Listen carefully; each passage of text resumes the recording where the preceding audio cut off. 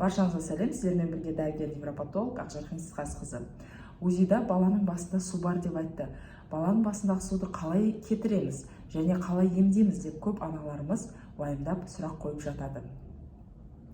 Бұл сұрақты талқыламас бұрын алдымен менің каналыма тіркеліп, лайк басып, подписаться деген батырманы басып, уведомление деген значокты басып, каналда комментариялар жазып, активті болып отырсаңыздар, менің каналым дамуына үлкен үлес қосасыздар. Ал енді талқылай кетейік. Баланың басында су болса не істейміз? Ол сұрақ негізі көп аналарымызды мазалайды, потому что бізде УЗИда көп жағдайда увеличение желудочков, яғни баланың басында су көбейіп тұр деп аналарымызға жазып беріп жатады. Бұл негізі баланың басында су қалыпты жағдайда барлық балаларда болады. Не только балаларда, ересек адамдарда да болады. Бұл судың атауы ликвор деп аталады. Бұл ликвор қалыпты жағдайда біздің миымызды қоректі заттармен қамтамасыз ету үшін бізге керек. Егер баланың басында, немесе біздің басымызда су болмайтын болса, ликвор болмайтын болса, біздің миымызда қан айналым жүйесі біздің миымызға қоректік заттар келмей қалады. Яғни біздің миымызға керек заттардың барлығы осы ликвор арқылы жүзеге асады. Енді бұл жерде сұрақ, баланың басындағы суы шынымен де көп па? Или определенно допустимый нормаларда тұрма? Және баланың басының өлшемі қандай? Бұған қосымша. И баланың клиникалық көріністері қандай? Жалыптары бар ма? Көп жылай ма? Рефлекстері қалай? Қалай дамып жатыр? Өзінің жасынан қалып жатқан жоқ па? Осы сұрақтармен бірлесе бұл диагнозға, бұл қорытындыға диагноз қойылады. Ал таза УЗИмен бізде ешқандай леченияда, диагнозда қойылмайды. Увеличение желудочков деген заключение көп УЗИда береді. Яғни 90-80% УЗИмізді бізде увеличение желудочков деп береді. Бірақ 80-90% баланың барлығы ауру деген сөз емес қой. Мы должны сначала разобраться. Бірінші біз жаңағыдай баланың дамуын қарауымыз керек.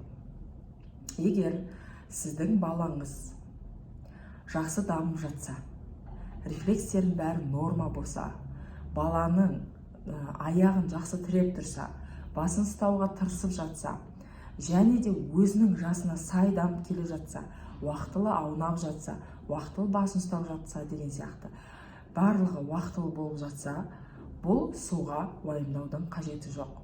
Және баланың басының мөлшері, бұл жерде өте үлкен мән береміз. Егер баланың басының мөлшері өзінің жасына сай болатын болса, көп қатты үлкейіп жатқан жоқ болатын болса, басы жаңағыдай мөлшерден тыс үлкейіп, ішіндегі жаңағыдай родничогының бәрі ыдырайып, еңбектердің бәрі тырсылдап, жаңағыдай сүйектер бір-біріне бітелмей, сүйектер ажырап, және бала агрессивный, көп жылайды, көп құсады, вес жинамайды, рефлекстердің бәрі дұрыс емес деген сияқты сондай бәрі болатын болса, бұл, конечно, гидроцефалияның белгісі. Егер бұндай белгілер болатын болса, сіздерге дәрігер гидроцефалия деп диагноз қояды. Сосын дальше сіздерді КТ-ға жібереді және гидроцефалиямен лечение аласыздар.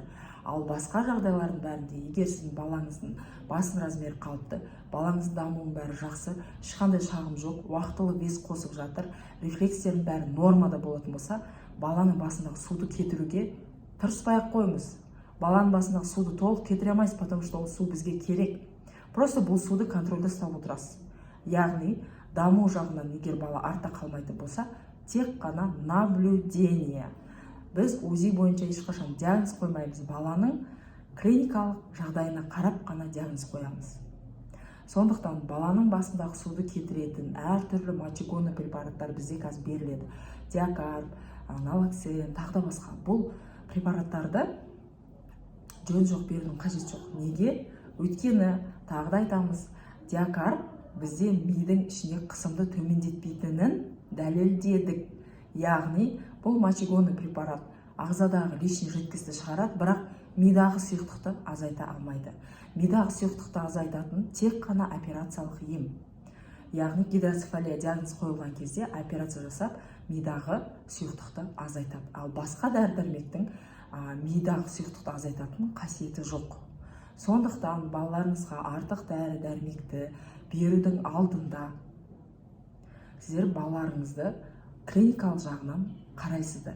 Егер сіздің балаңызда ешқандай клиникалық жалып болмаса, барлығы жақсы болатын болса, и УЗИда тек қана гипоксические изменения, увеличение желудочков деп тұрса, сіздер дәрігерден дәрі сұрамай қойыңыздар.